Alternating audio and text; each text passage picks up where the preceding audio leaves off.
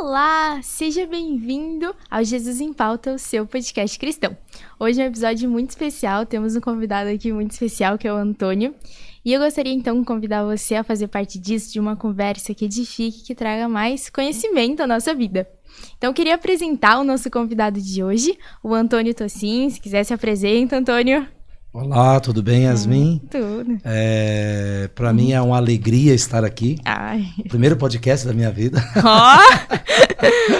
E estou muito feliz, ainda mais por fazer parte desse projeto aí contigo, né?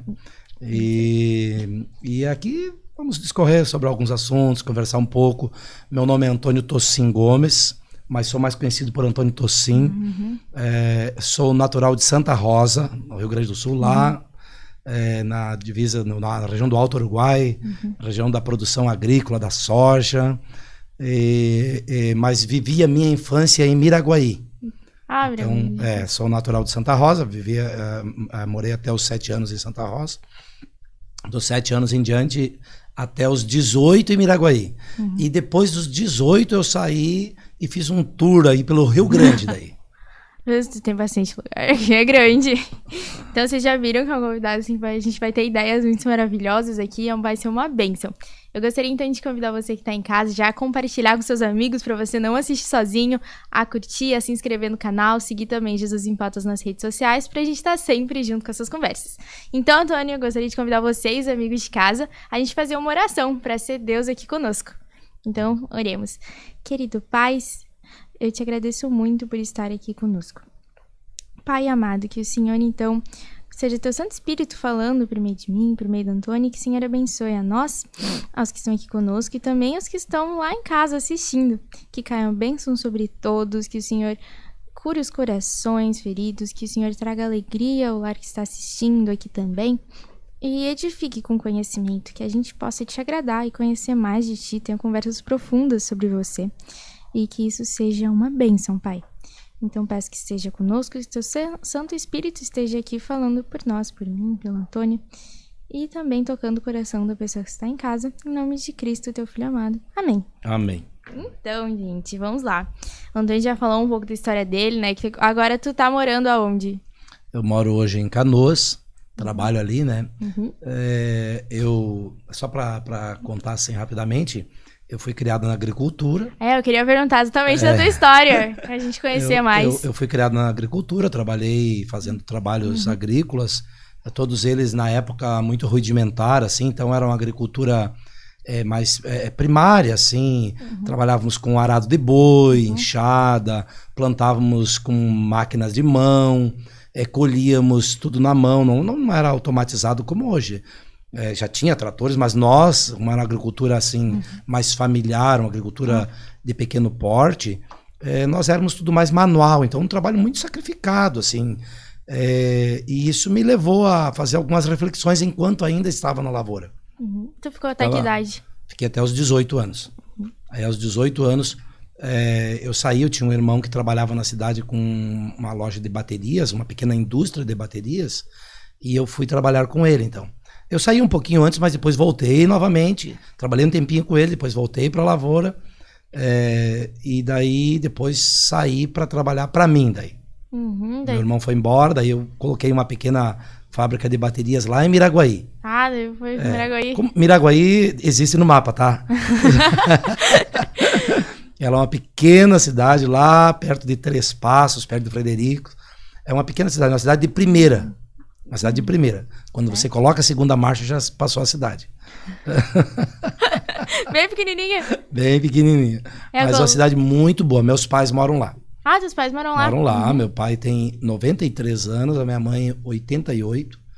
Esse ano vai fazer 89, agora já é o mês que vem.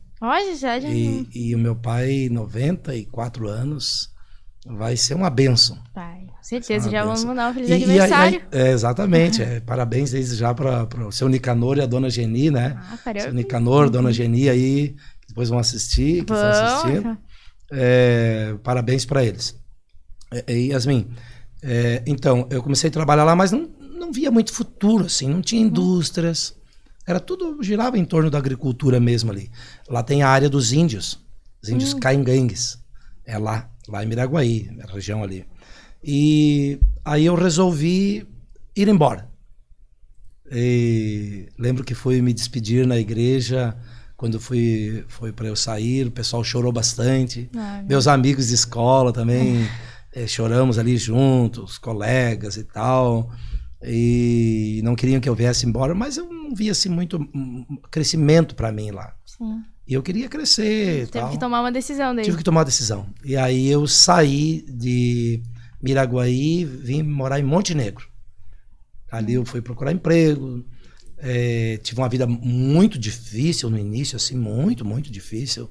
Eu morei numa pensão, só para te ter noção, eu fui morar numa pensão que ela tinha frestas no assoalho e os ratos corriam embaixo durante a noite. Aquilo me causava um pavor. Eu pensava que eu ia morrer. Tinha tanto pernilongo que eu pensava que ia levitar na cama. De tanto pernilongo que tinha. Foi muito difícil, assim. Mas trabalhei ali por quase 2 anos. Daí depois eu saí daquela pensão, fui morar num hotel que tem perto da rodovia ali em Montenegro. Tudo que eu ganhava dava só para pagar o hotel.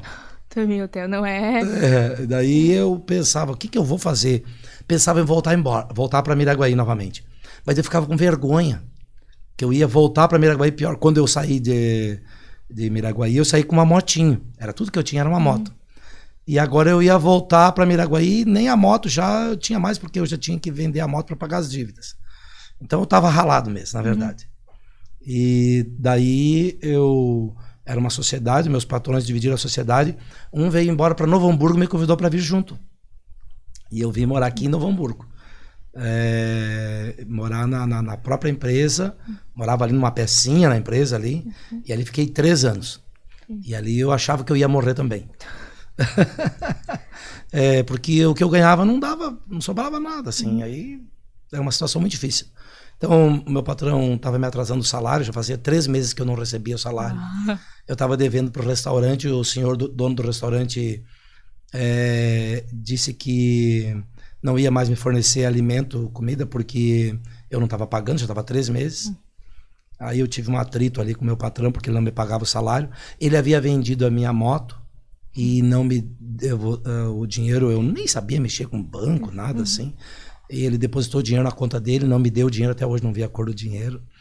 E daí, nessa situação assim complicada, eu pensei, preciso tomar alguma atitude, ir embora daqui, não vai dar.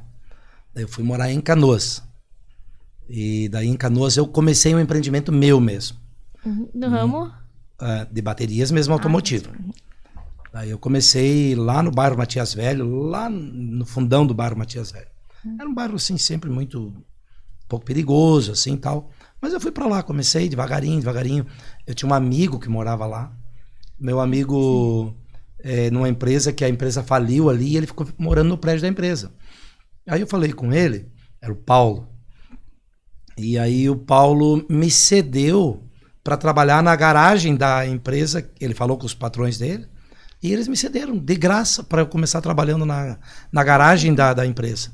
Aí eu montei uma pequena fábricazinha de baterias na garagem, e o Paulo foi a primeira pessoa que começou a me ajudar. E aí eu morava com ele, e ele me ajudava na fabricação de baterias. Aí eu tinha um fornecedor de Porto Alegre, seu Gelson Baticar, que ele me fornecia os materiais da seguinte maneira: vou fornecer material para você, você fabricar 10 baterias. Você fabrica as 10 baterias, vende as baterias, me paga, e aí eu te forneço material para mais 10. E aí assim eu fui indo, devagarinho, devagarinho, devagarinho. Graças a Deus, Deus foi me abençoando muito. Fui trabalhando a questão da fidelidade também. Havia aprendido na minha infância, né? A ser fiel a Deus nas pequenas coisas, em todas as coisas, como na santificação do sábado, nos dízimos, nas ofertas. Daquele pouquinho que eu ganhava, eu tirava o dízimo, devolvia o dízimo, devolvia, dava minhas ofertas, fechava as portas aos sábados. E Deus foi me abençoando, me abençoando. Graças a Deus. Foi um longo caminho de bênçãos, né? Deus sempre tem cuidado. Mas quando a gente acha que não, ele tá lá cuidando. Com certeza, com certeza. Foi um caminho de muitas vitórias. Muitas vitórias. Foi ali em Canoas que eu consegui construir uma empresa mais sólida. E hoje como é que tá? Olha, Yasmin, o comércio hoje, a indústria eu fechei. A indústria eu fechei. Ali na pandemia, a coisa se complicou bastante. Então eu precisei fechar a indústria, não deu para continuar. Depois tinha muitas leis ambientais assim que eu precisava me adequar. Então ou eu precisava crescer muito, e aí eu precisava investir muito, e eu não estava disposto a fazer isso, pegar dinheiro de banco e fazer um investimento milionário aí. Até porque houve um momento que eu quis fazer. Lá em 2002, 2003, eu procurei um financiamento no BNDES, mas aí é uma história meio complicada aí que a gente conhece como é que funcionam as coisas, né? Tinha que 2013, eu acho, 2004, 2003, tinha que deixar um pouco de propina e coisa e tal para pegar um dinheiro, e eu não quis fazer isso. Então, mas eu fui lutando, conforme as forças eu fui indo. Mas aí agora, nesse período, eu tinha que investir muito.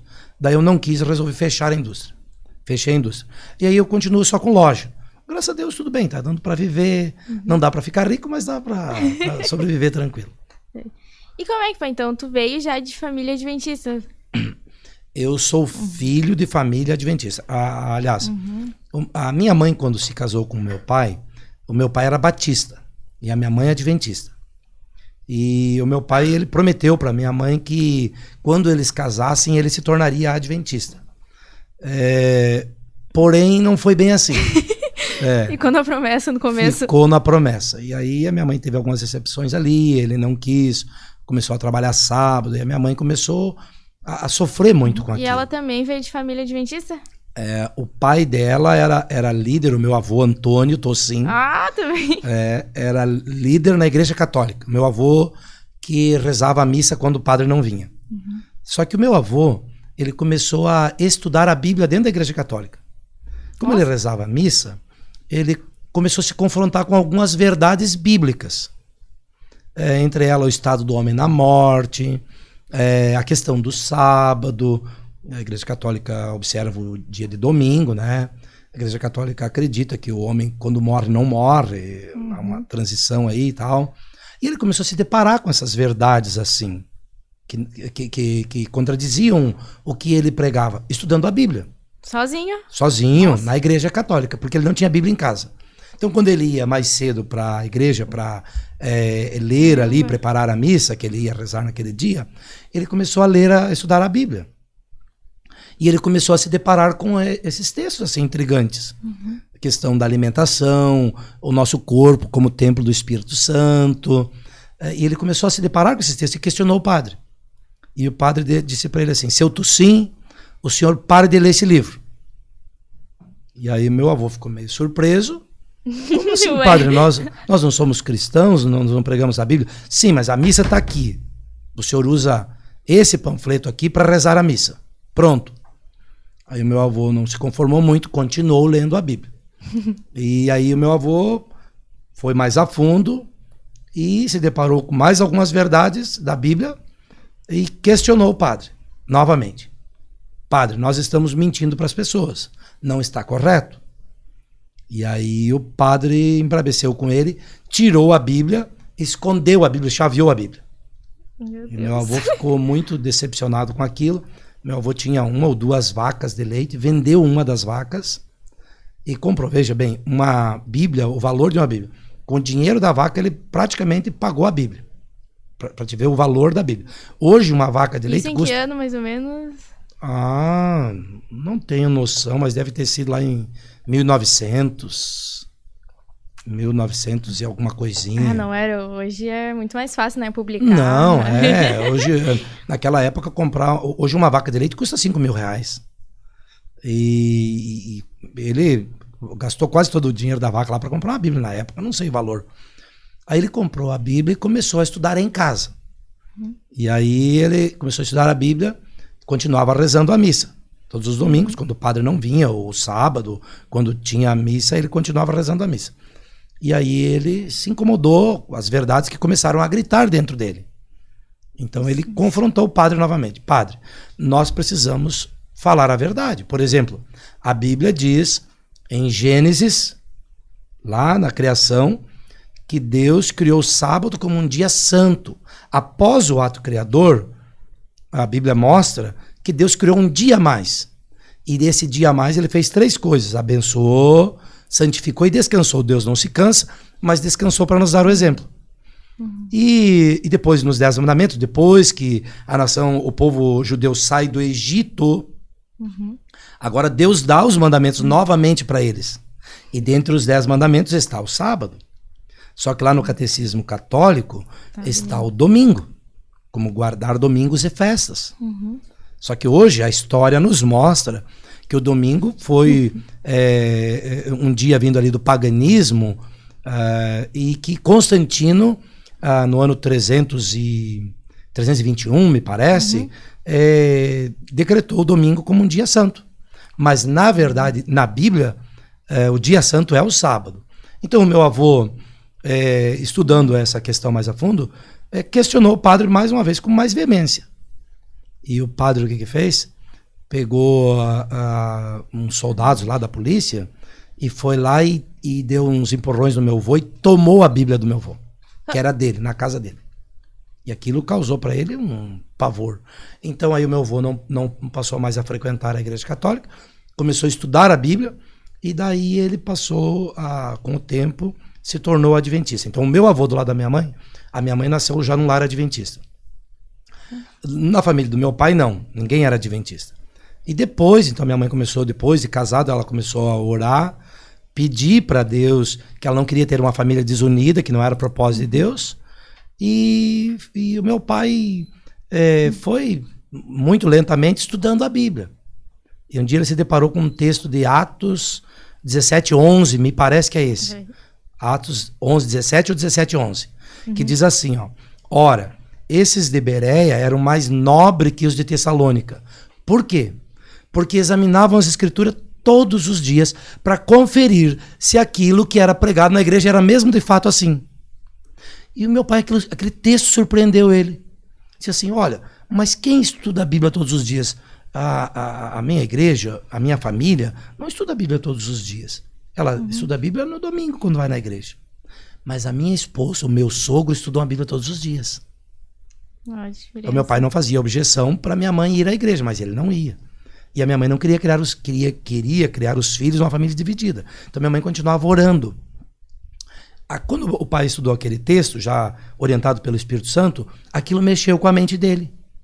Porque a Bíblia diz que os de Bereia eram mais nobres que os de Tessalônica. Ora, por que eu morar em Novo Hamburgo me torna mais sábio que morar em Porto Alegre? Por quê? Não tem lógica. O mesmo ar que eu respiro aqui, eu respiro lá. A mesma água que eu tomo aqui, tomo lá. Por que me torna mais nobre? A Bíblia responde: porque examinavam as escrituras todos os dias. Essa foi a diferença que fez o meu pai. Ele começou a ler a Bíblia todos os dias e as verdades foram contundentes. E aí meu pai se tornou então um membro da Igreja Adventista do Sétimo Dia. Aí já tinha vários filhos, mas o meu pai veio para a Igreja Adventista então, e aí dali para frente toda a família foi adventista. Nossa! Isso assim, nossa, a história do teu avô quando o Espírito Santo age, quando Deus chama, nada para, né? Nada para, exatamente. Também o poder da oração, né, que a tua mãe fez. O poder da oração. Minha mãe é uma pessoa de muita fé e muita oração. E a minha mãe é daquelas assim que não passa a mão por cima dos erros dos filhos. Ela, quando nós éramos pequenininhos, ela corrigia com a varinha na bunda. E você que está em casa aí, ó, se precisar corrigir com a varinha de maneira amorosa, eu lembro das varadas que a minha mãe me deu de maneira amorosa. Obrigado, mãe, porque você me corrigiu de maneira amorosa. Na bunda, ali com a varinha, mas me ajudou, me fez crescer. Mas depois, quando eu vim embora para cá, eu fiz uma curva na vida. Eu abandonei os caminhos de Deus. Quando estava em qual cidade já? Estava aqui em Novo Hamburgo. Quando veio a primeira vez em Novo Hamburgo? Quando eu estava aqui em Novo Hamburgo, morando, trabalhando aqui. Aí eu abandonei os caminhos de Deus, fiz um desvio na minha rota. E o que, assim, tava sentimento, decepção? Um pouco das amizades, assim, fui me envolvendo com amigos, assim, que não tinham muitos princípios. Aliás, eu nunca fiz nada, assim, de coisas erradas, assim. Era só fazer festa mesmo, não queria mais compromisso com nada, tal. essas coisas, assim. E foram me afastando, foram me afastando. E eu fui me deixando levar também, fui me deixando levar e me afastei por um período de tempo. Acho que uns 3 anos ali eu me afastei dos caminhos de Deus. Mas nunca Deus se afastou de mim. Eu abandonei ele. Mas ele nunca se afastou, sempre o Espírito Santo continuava. Então, só para te ver, Yasmin, toda sexta-feira, às vezes nós estávamos lá fazendo sexta-feira à noite, fazendo um churrasquinho, meus amigos lá bebendo uma cerveja, coisa e tal. Eu não bebia, nunca bebi uma bebida de álcool, nunca fumei, coisa e tal. Mas estava junto ali na bagunça, fazendo festa e tal, escutando músicas e tal, e cantando e tal. Mas toda sexta-feira me dava um aperto no coração. Durante a semana, não. Mas toda sexta-feira à noite, quando eu estava fazendo isso, me dava um aperto no coração. Por quê? Porque eu me lembrava com saudade do culto de pôr do sol que nós fazíamos na minha casa lá no interior. Sempre faziam. Aquilo me vinha à mente, assim, muito forte na minha mente, vinha o culto de pôr do sol da sexta-feira. Olha a importância, né, de influência dos porque pais. o que nós fazíamos? Toda sexta-feira, à tardinha, meu pai já mandava a gente parar mais cedo do trabalho, e ele vinha para casa, trazíamos os animais, trazíamos o pasto já para o sábado, deixávamos tudo lá preparado já para tratar os bichos no sábado e tal, para não ir colher alimento no sábado para os animais, então deixávamos tudo pronto já. E antes do pôr do sol, nós já estávamos todos tomando banho, esperando para fazer o culto no pôr do sol para receber o sábado. E a minha família é uma família muito musical. O meu pai toca, a minha mãe toca, meus irmãos, alguns deles tocam. Eu que não toco nada, só canto. Ai, canto. E aí, desculpa, estou um pouquinho gripado. E aí, no culto do pôr do sol, nós cantávamos, tocávamos, líamos a Bíblia, cada um dizia um verso da Bíblia de cor. E isso me trazia muita saudade. Ficava me perturbando. Então, eu larguei Deus, eu abandonei Deus. Mas Deus nunca me abandonou. Sempre continuou falando contigo. E quando é que, assim, que tu notou que era hora de voltar? Quando eu estava em Canoas, estava trabalhando ali em Canoas, o meu irmão mais velho morava pertinho de mim ali, o Euclides. E o Euclides é um irmão assim muito amoroso, tal, e ele ficava me cobrando. Então ele dizia, vamos à igreja, coisa e tal, que precisa? Mas eu não queria nada com a igreja. Aí ele foi e falou com o pastor Jorge Busman. E o pastor Jorge Busman foi fazer uma visita. O meu nome ainda estava lá na igreja, não havia sido... Porque quando você se rebela contra os mandamentos de Deus, automaticamente você está em transgressão e o teu nome tem que ser tirado do livro da igreja. Mas meu nome ainda estava lá. E aí o pastor Jorge Busman foi me fazer uma visita e ele foi muito sábio. Muito sábio, eu agradeço muito a ele. Ele falou para mim assim, Antônio, olha, a comissão da igreja precisa se reunir para analisar o teu caso. O que você acha que a comissão da igreja deve decidir sobre você? Ele largou na minha responsabilidade. Ele, como pastor, ele tinha o direito, ele podia falar, ele podia dizer, Antônio, a comissão da igreja vai se reunir e vai riscar o teu nome do livro da igreja. Mas ele não fez assim. O que o pastor Jorge Busman fez? Ele me chamou na responsabilidade, soltou a responsabilidade sobre os meus ombros e mandou eu decidir o meu futuro. E aí, eu conhecedor de como eu estava vivendo e como a Deus requeria que eu vivesse, eu disse, pastor, a igreja, a comissão, a igreja tem que fazer o que deve ser feito. Quando eu disse isso, ele disse assim, muito obrigado, Antônio. Porém, Antônio, saiba de uma coisa, o fato de a comissão te excluir do livro da igreja não quer dizer que Deus está excluindo você. Deus te ama. E você precisa voltar. E aí ele começou a trabalhar comigo, foi me visitando e tal. Meu irmão ali também. E até que eu comecei a frequentar a igreja novamente e tal. Foi um processo daí. Foi um processo novamente. E hoje nunca mais saiu? Ah, não. Nem... O mundo, a Bíblia diz, jaz do maligno. Uma vez que tu conhece o mundo e conhece as coisas de Deus, talvez você, Yasmin, conhecia o outro lado, assim, e veio trilhar o caminho de Deus. Mas eu não. Eu fui criado quase que numa bolha. Então eu tinha curiosidade de conhecer o mundo. O que eu falo hoje para você que está aí assistindo aí? O mundo não tem nada Por mais que o mundo tenha prazeres aparentes, nada que no final não vá te cobrar caro. Nada. Então, assim, vale a pena permanecer fiel. Vale a pena permanecer ao lado de Cristo. Não vale a pena sair andando pelos caminhos do mundo, buscando as aventuras do mundo. Não vale a pena. Aquele pequeno período que eu vivi assim, muitas coisas eu trago consequências até hoje. Muitas coisas eu trago consequências até hoje. Das coisas que eu fiz ali. Eu não bebi, eu não fumei. Mas eu fiz outras várias coisas. Que eram pecado. E eu sabia que era um pecado. E eu trago as marcas daquela situação. Apesar de ter certeza que Deus me perdoou. Mas as consequências permaneceram. Sim, é sempre mostrado nas histórias, né? Que Deus dá o seu perdão, mas as consequências vêm como aprendizado pra gente. Exatamente. Aliás, tem pessoas, Yasmin, que é interessante, né?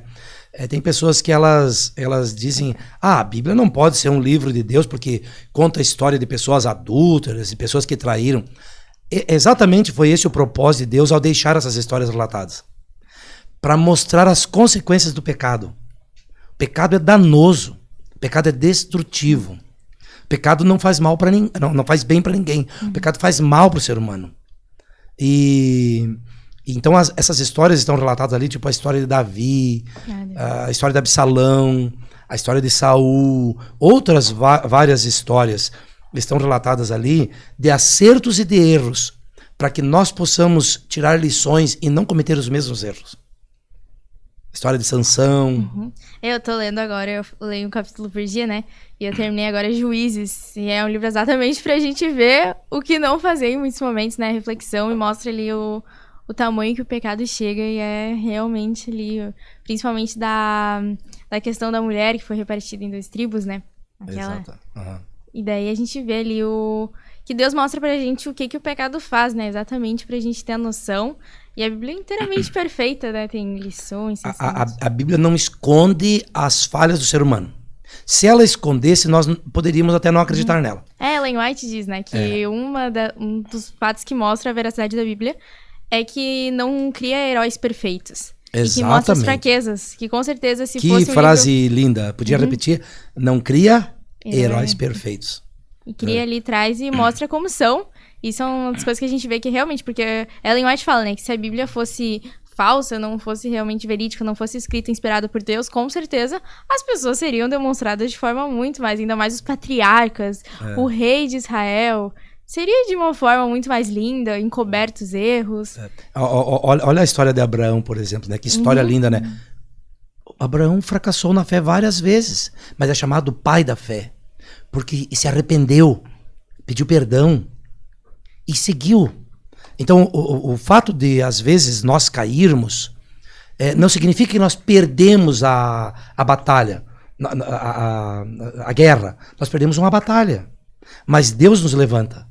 Essa é a maravilha da história da Bíblia, que ela vai contar. E Deus me trouxe de volta. Deus me reconstruiu uma nova família também. Várias coisas. Ai, Deus é muito bom.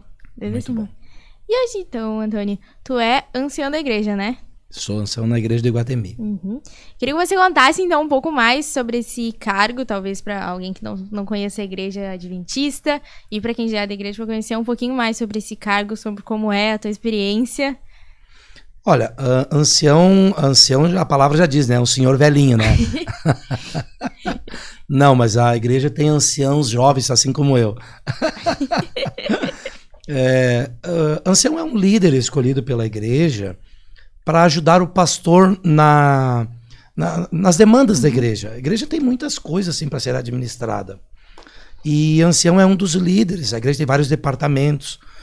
Tem departamento dos diáconos, diaconisas, ministério pessoal, tudo organizado. E um dos departamentos é o dos anciãos. Os anciãos, eles trabalham junto com o pastor ali na organização da igreja, no cuidado com os membros, na visitação dos membros. A igreja do Iguatemi, ela trabalha com ancião por departamentos. Então, eu sou ancião da igreja, sou ancião lá numa classe da escola sabatina, que o Jairo é o professor, eu sou ancião junto com ele, professor, e eu sou ancião na área da música da igreja, na área da sonoplastia e tal, eu sou ancião nessa área aí. Então eu me envolvo com essa área ali de som, essas coisas para ajudar. Porque surgem muitas coisas assim, tipo, nós temos que, por exemplo, volume. A gente tem que ter um volume que seja... Então, às vezes, eu trabalho com pessoas que não têm ainda um conhecimento e tal. Então, você vai ajudando, de alguma forma, você vai ajudando. Vai ajudando a administrar a igreja, a liderar pessoas, a motivar as pessoas, visitar elas, orar com as pessoas, dar estudos bíblicos também. Várias coisas assim.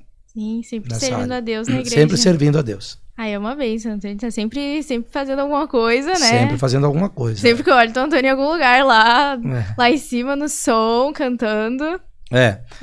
Outro ministério que eu desenvolvo ali na igreja do Iguatemi, nós temos um grupo masculino, grupo vocal Iguatemi, e ali eu e o Roberto somos os diretores do grupo, o Roberto da igreja do Iguatemi também. E é um grupo de homens que canta, ensaia, tem o maestro Fábio, que é o nosso maestro, canta, ensaia ali, bastante ensaia louvar a Deus nas igrejas, quando recebemos convite. Infelizmente a gente não consegue aceitar todos os convites, porque se fosse aceitar todos, a gente teria a agenda lotada para todo ano, assim, e para o outro ano. Mas não dá. Então a gente tem uma escala ali que a gente sai 2 sábados por mês só. E aí as pessoas às vezes querem que a gente saia mais, mas não é possível. Eu também ajudo nesse departamento aí da música também. Então tu mantém assim um equilíbrio também para conseguir ter a tua vida, as tuas coisas e o momento pessoal com Deus. Exatamente, E sobra pouco tempo para a família, mas tem que ter um tempo para a família também, né? E como é que é assim, como tá muito envolvido sempre na obra, nos ministérios, para conseguir conciliar assim e tu não se sentir sobrecarregado e também ter o teu momento a sós com Deus? Como tu faz para conseguir, não sei se já teve problema com isso? Para mim, participar nas coisas de Deus é uma alegria.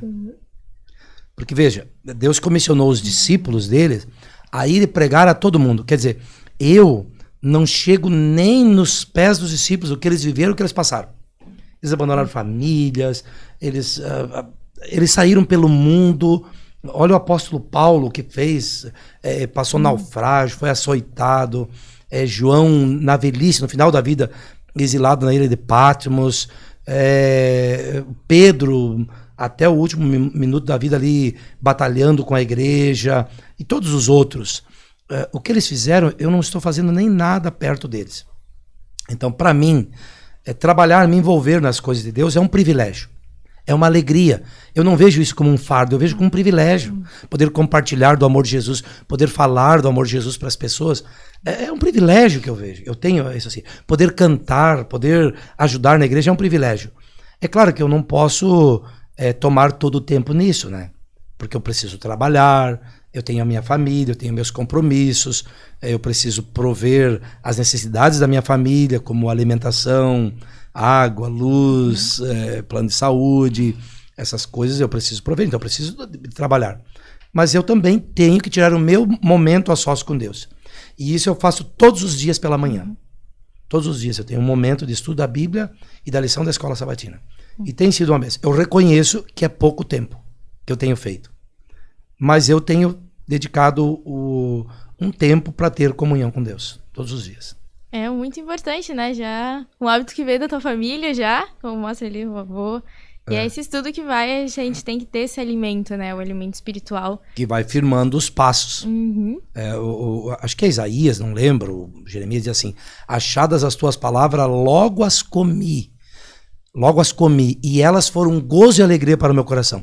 Então, veja, Yasmin, olha só, um cristão, ele não pode ser batizado com vinagre, sal e limão. Um cristão tem que ter uma vida alegre.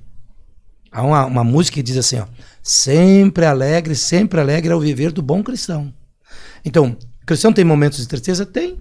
O cristão passa por dificuldades? Passa. Mas isso não pode ser uma constante. São momentos. A constante da minha vida, apesar dos meus problemas, ele deve ser uma vida alegre. Porque Cristo diz assim, ó, vinde a mim todos os que estáis cansados e sobrecarregados, e eu vos aliviarei. Então ele promete tomar o meu fardo.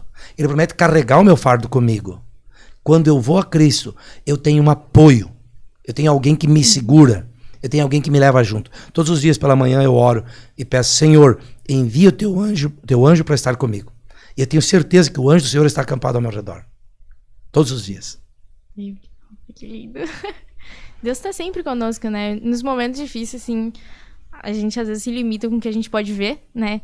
E fica nervoso, mas tem simplesmente, né, o Salvador, o Rei do Universo, ao nosso lado, né? Junto com a gente. Então, quando a gente vive em harmonia com Deus, respeitando os mandamentos, respeitando o chamado, nunca ficaremos desamparados, né? O Senhor é meu pastor e nada me faltará. Então, Com certeza, com certeza. Vou te contar uma história. Tem tempo para contar uma história ou não? Tem, eu quero uma história. Eu vou contar uma história. Quando eu estava em casa, eu era menino, tinha uns 10 anos, 11 anos, lá em Miraguaí. E nós havíamos plantado a soja, os vizinhos já tinham trator, plantavam com trator, coisa e tal, e nós era tudo manual, tudo máquina de mão. Então, quem não sabe, pesquise aí na internet como que é que se planta a soja com máquina de mão. E nós havíamos plantado toda a soja, lavrado a terra, arado a terra com bois, e daí havíamos plantado a soja, capinado tudo, a gente não podia comprar veneno para pôr, que era muito caro os venenos para matar as pragas, né? E a lagarta, que é uma praga, estava comendo a nossa soja, de todo mundo, todos os vizinhos. Só que os vizinhos tinham dinheiro para comprar os herbicidas lá e colocar, e nós não tínhamos veneno. Não tínhamos dinheiro. E nós fomos na igreja. Eu não me recordo se foi num domingo à noite ou numa quarta-feira. Que a igreja adventista tem culto aos domingos à noite e às quartas-feiras à noite. E aí naquele dia que nós fomos à igreja, depois de ao término do culto, fomos para casa. Nós morávamos 10 quilômetros longe, íamos de carroça de cavalo. O pai tinha os cavalos, assim, atrelava na carroça, e nós íamos com a carroça, toda a família ali, e depois voltamos. Isso dava em torno de 1 hora de caminhada à noite, no escuro, para voltar para casa, no interior da cidade até em casa. E eu lembro que a minha mãe disse assim, nós vamos lá na lavoura, e vamos orar, e vamos reclamar a promessa de Malaquias 3:10, acho que é 3:10, que diz assim, que fala ali, trazei todos os dízimos à casa do tesouro, e fazei prova de mim, se eu não repreenderei o devorador que atacar as vossas lavouras, se vocês forem fiéis. E a minha mãe disse assim, minha mãe sempre foi a líder espiritual na nossa casa, e ela disse assim, nós vamos lá na lavoura, e vamos orar e vamos reclamar a promessa divina. E nós fomos. Foi a minha mãe, meu pai, e nós ali, piazadinha, fomos juntos. Fomos na lavoura. A minha mãe citou esse verso de cor, acho que é Malaquias 3:10. E ela disse assim, e ela orou daí, ela disse assim, Senhor, o Senhor prometeu que se nós fôssemos fiéis ao Senhor, o Senhor repreenderia o devorador. E nós temos sido fiéis nos dízimos e nas ofertas. E nós clamamos para que o Senhor cumpra a sua palavra e repreenda o devorador que está consumindo a nossa lavoura. E fomos para casa. Naquela noite eu mal dormi. Eu fiquei assim, ali agitado, querendo acordar de madrugada e correr na lavoura para ver se de fato Deus tinha cumprido a palavra dele. E se tinha atendido a oração da minha mãe. Eu levantei de manhã bem cedinho e para a lavoura. Fui lá na lavoura e cheguei lá. Era verde, a lagarta é verde. Era verde de lagarta morta no chão. Nossa. Nós não fizemos nenhuma cobertura de veneno. No final, na colheita, tipo assim, os vizinhos estavam colhendo 50 sacas por hectare de terra. Nós colhemos a mesma coisa, 50 sacos por hectare de terra. Então nós não gastamos nem R$1 com herbicida. Nós não tínhamos mesmo dinheiro para comprar, mas nós reclamamos a promessa divina. E eu fui testemunha ocular do cumprimento da promessa divina, da resposta de Deus à oração da minha mãe. Agora, sabe por que, Yasmin, eu estou te contando essa história? Porque muitas vezes, quando me vi em parafusos, parafusos e me vi em situação de aperto, assim, situação de dificuldade. Eu orava e parece que não acontecia nada. E aí eu ficava me perguntando por quê. Sabe que uma das coisas é você ser fiel a Deus. E a outra coisa é você confiar em Deus. Eu tenho certeza que se não tivesse acontecido nada naquela lavoura, se Deus não tivesse repreendido o devorador, a minha mãe continuaria sendo fiel a Deus da mesma maneira. Eu tenho certeza, convicção plena disso. Então, aí eu me perguntava assim, Senhor, será que eu teria a fé que tem minha mãe? E aí eu me perguntava, por que não tenho? Porque todos os dias, Yasmin, até hoje, se tu fores lá na minha casa visitar meus pais, todos os dias eles acordam, eu vou lá seguidamente, todo mês eu vou lá visitar eles. Pela manhã eles acordam bem cedinho, 5 e pouco da manhã.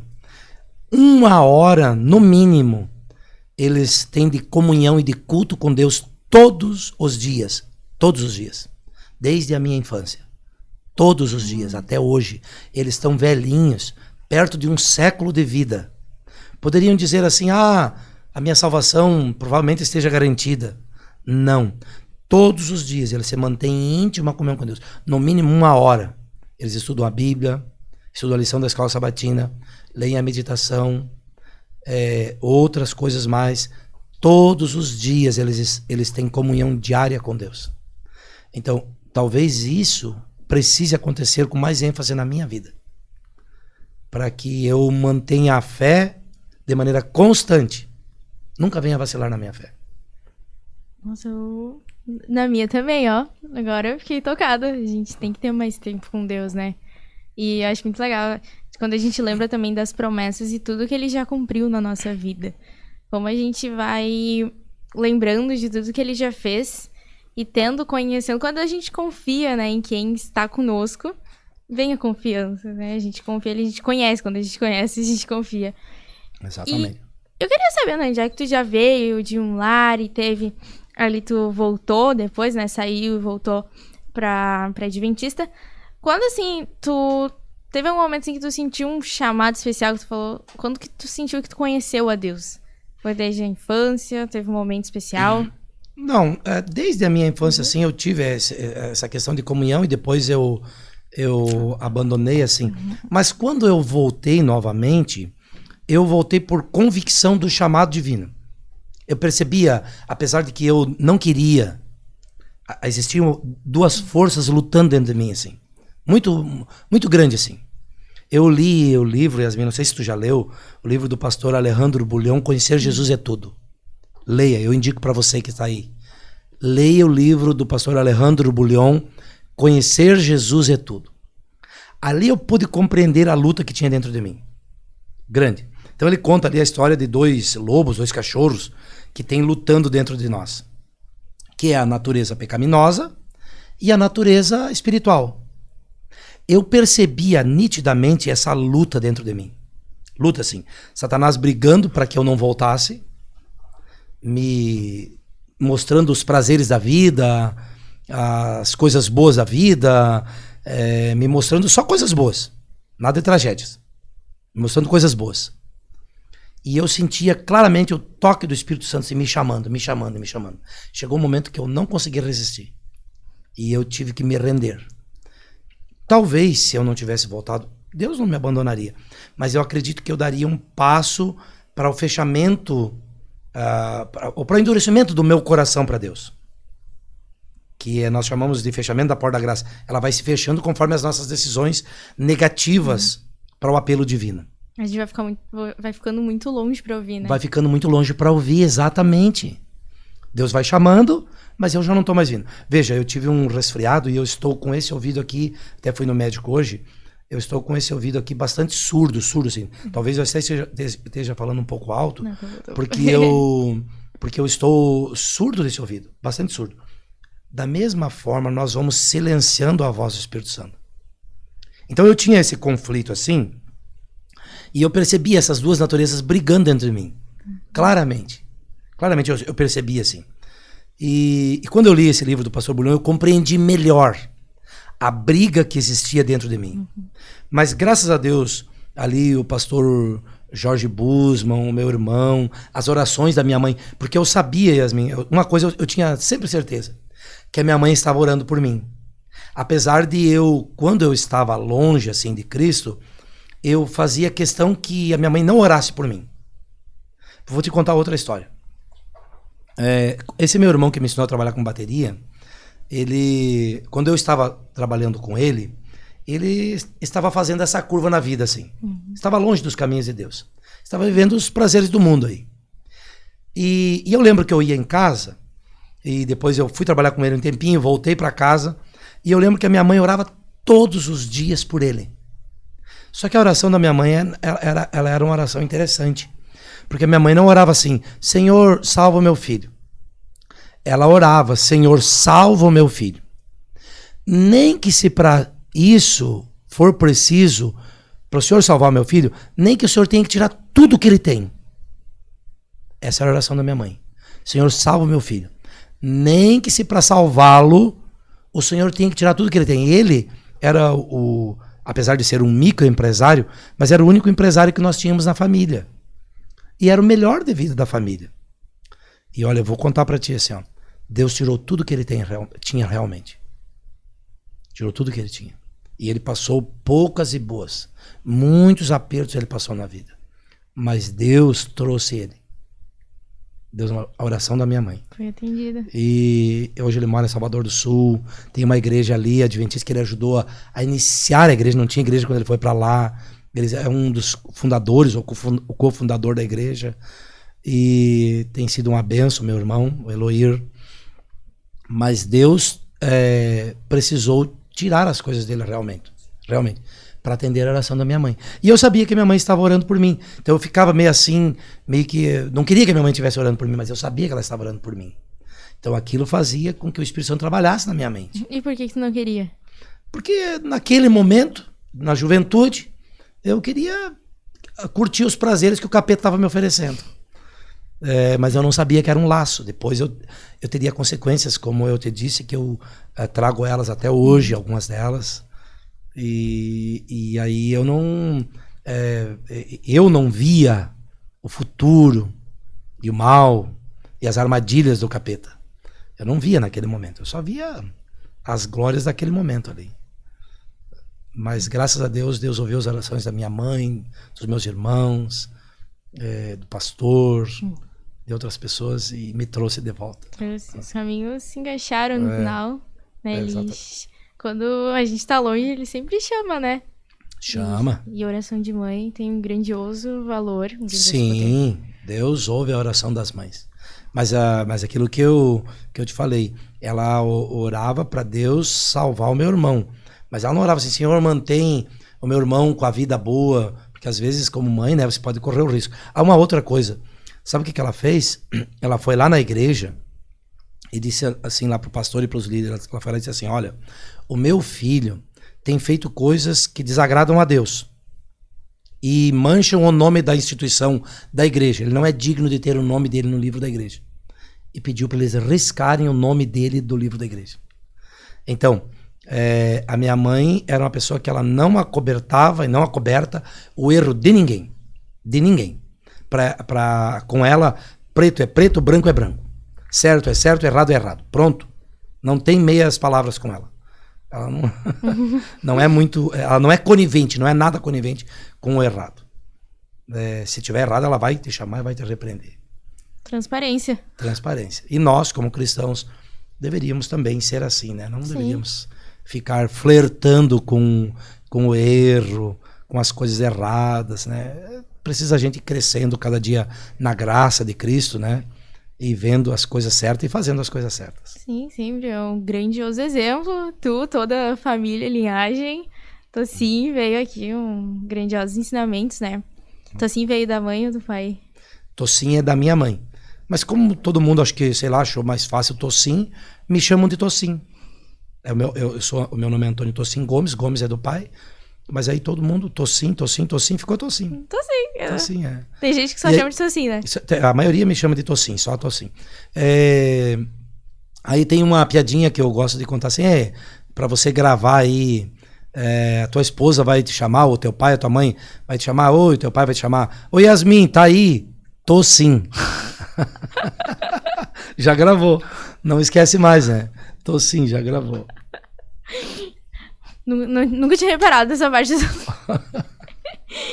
Então, Dani, já que tu já viveu muitos momentos, teve ali, testemunhou acontecimentos com a família inteira, o que tu, assim, aconselha quem tá assistindo? Um conselho, talvez muitos ainda não estejam indo na igreja, talvez não sejam adventistas, ou sejam, e precisam, assim, de uma palavra mesmo. Olha só, ser adventista não me garante a salvação. Uhum. Apesar de eu ter convicção de que a igreja adventista é uma igreja que foi chamada por Deus com um propósito, eu tenho essa convicção, que Deus chamou a igreja adventista com um propósito específico, ali, Apocalipse 14, 6, 7, 8 ali, vi outro anjo voando pelo meio do céu, tendo o evangelho eterno, a pregar a todos, dizendo em grande voz, temei a Deus e dai-lhe glória, porque é chegada a hora do seu juízo.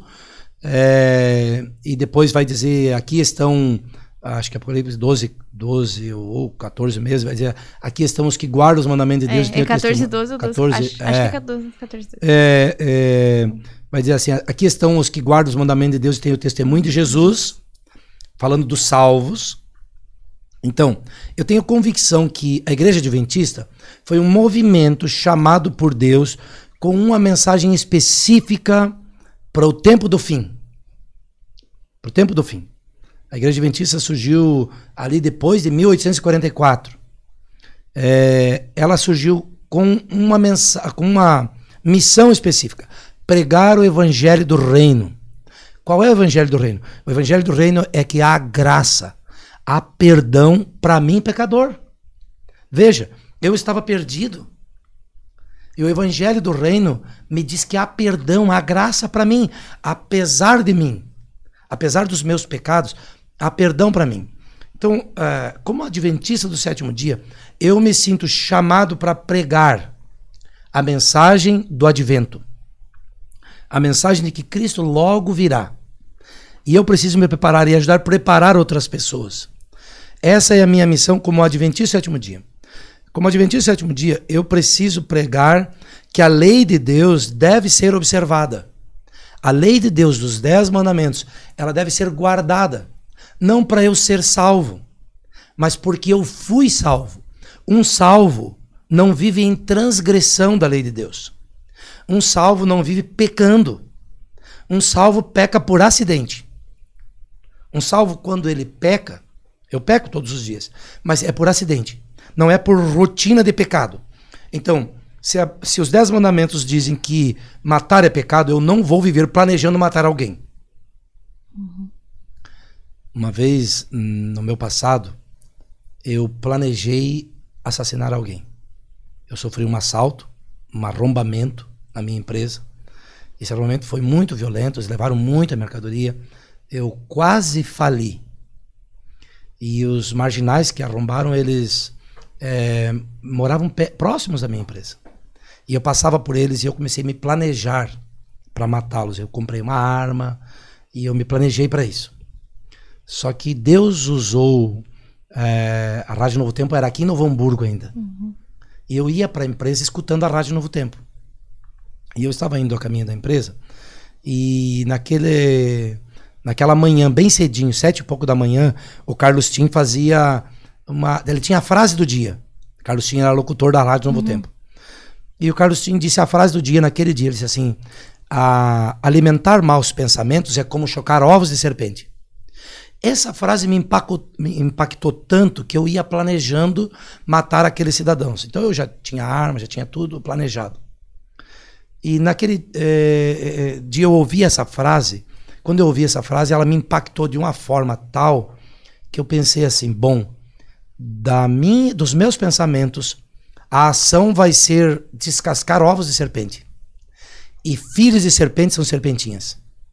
E eu vou ter problemas. Naquele dia mesmo, teve um brigadiano lá na minha empresa, e eu contei para ele que eu estava planejando isso. E ele disse assim para mim, Tosim, isso não é coisa para você. Você é um trabalhador, honesto, honrado. Eu te conheço. Aquele brigadiano era uma pessoa do mundo que ia lá colocar bateria nas viaturas, ou indicava clientes para minha empresa. E ele disse, você não é disso. Tua família trabalha aqui, você tem um ponto fixo aí. Isso é coisa para a polícia e para a justiça. Junto com aquela frase, eu entendi o recado de Deus para mim, naquele dia. Então, um cristão, ele não vive planejando matar alguém. Um cristão, ele não vive planejando adulterar. Um cristão salvo, ele não vive planejando roubar. Ele não vive roubando. Um cristão não transgride o sábado dos 10 mandamentos. Um cristão observa a lei de Deus, porque ele foi salvo, não para ser salvo. A salvação é um ato de graça. É o que Cristo fez na cruz. A salvação é aquilo que Cristo fez na cruz por mim. Agora, uma vez que eu aceitei o sacrifício de Cristo e aceitei a salvação como salvo, agora eu vou viver em obediência. A Bíblia diz em novidade de vida. E novidade de vida é uma vida nova a cada dia, uma vida de obediência. E obedecer não é um fardo para mim. Obedecer é uma alegria, porque Deus me salvou. Então, qual é a minha mensagem aqui para nós, Yasmin? Viva, se você se diz cristão, viva como um salvo. Viva como alguém que foi salvo pela graça de Cristo. E um salvo não vive transgredindo. Um salvo não vive desobedecendo. Então, viva como um salvo. Viva como alguém que aceitou a graça. Mas essa coisa de lei, essa coisa de lei era para o Israel antigo, para a antiga nação de Israel. Vem cá, quantos israelitas existiam quando Deus criou o mundo? Quantos israelitas? Nenhum. Não existia nenhum israelita. Quantos judeus existiam? Que alguns dizem nas igrejas, nossos irmãos evangélicos dizem, infelizmente dizem isso de púlpito, que a lei foi dada para os judeus e não para os cristãos. Quantos judeus existia na criação do mundo? Como é que Caim sabia que era pecado matar Abel? Como sabia? A lei escrita no coração.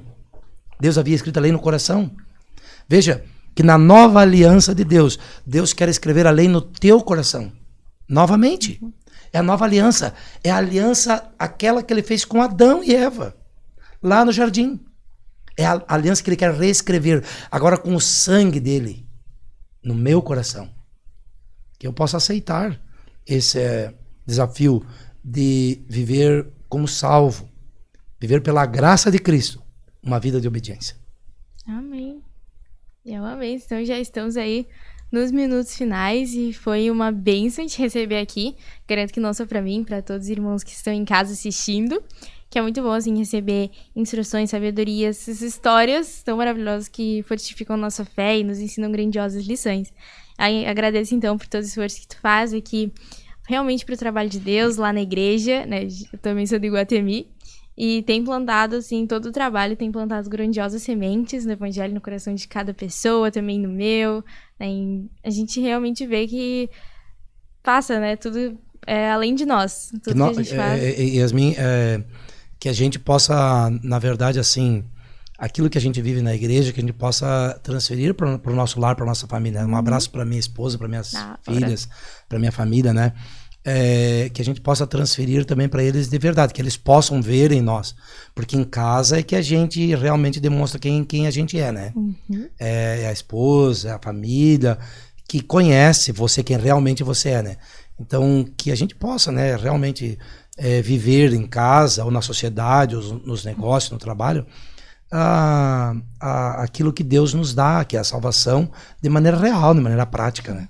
Esses dias eu estava ali, o pastor Rafael me ensinou uma coisa que eu fiz assim, meu Deus, que incrível, que era o significado de consagrado, né? Que significa como sagrado. E sobre que não é, a gente pensa que às vezes é adicionar mais coisas na nossa rotina pra estar com Deus, mas muitas vezes é tirar algumas coisas, né? É como a gente tem que querer Deus do nosso lado 24 horas por dia, não tirar eles em alguns momentos pra algumas coisas. Sim. Então, ali que a gente possa sempre, fique assim, que Jesus possa estar em todos os momentos do nosso lado, do nosso dia, que a gente não tenha nada pra esconder dele, né? Afinal, não conseguimos. E que a gente seja, então, sempre consagrado, né? Que a gente sempre tenha a presença de Deus em nossas vidas e que a gente dê espaço pra ele estar. Tenha comunhão, tenha momentos. e que seja sempre uma bênção. Então eu queria agradecer a todos os irmãos que assistiram, que estiveram aqui conosco, né, receberam acreditadas lições, e deixe então seu comentário aqui falando, agradecendo o Tocim. E também que você compartilhe, que essa mensagem fez bem a você. Muitas outras pessoas podem ser também abençoadas com isso. Siga nas redes sociais. Sem rede social, Antônio? Tem o Facebook, o WhatsApp ali e tal. Mas é só assim, procura lá Antônio Tocim, que vai achar lá. Achei o Antônio aí, se quiserem também, várias perguntas bíblicas. Tem mais que um Antônio Tocim lá no Facebook. Tem mais? Tem Sabia mais, que é muito difícil achar outra ex-Mivo Forte? É? Eu sou praticamente única. Se eu me pesquiso no Google, acho só eu. Não, eu tenho um primo que é também Antônio Tocim. Tudo bem, mas você vai ver lá na foto, lá vai diferenciar. Lá. Vai achar o Antônio. Então, muito obrigada, irmãos. Então, até o próximo episódio. Deixa aí nos comentários convidando pro Antônio vir de novo, que ele vem, não vem? Venha sim. Vamos fazer um especial. Então, obrigada. Eu queria então pedir, Antônio, pra te fazer uma oração pra gente finalizar essa conversa tão agradável. Muito bem, vamos orar.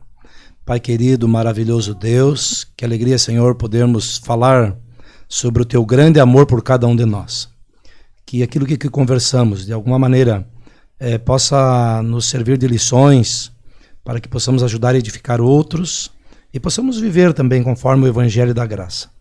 Pai, nós pedimos a Tua bênção sobre cada um de nós e despede-nos com a Tua paz, em nome de Jesus. Amém. Amém. É isso. Tchau, tchau. Até o próximo episódio. Abraço, tchau, tchau para cada um aí.